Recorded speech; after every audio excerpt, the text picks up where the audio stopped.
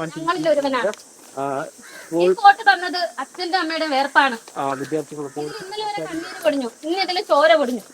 ഞങ്ങൾ ഈ വെള്ള അപമാനിക്കുന്ന രീതിയിലല്ല പെരുമാറുന്നത്. എന്നിരുന്നാലും ഞങ്ങൾക്ക് ഇതാണ് ഞങ്ങളുടെ പ്രതിഷേധം. അഞ്ചരക്കണ്ടിയിലെ ഡെന്റൽ കോളേജിലെ വിദ്യാർത്ഥികൾ വൈറ്റ് കോട്ട് ഊരിയാണ് ഇന്ന് പ്രതിഷേധം അറിയിക്കാൻ ആഗ്രഹിക്കുന്നത്.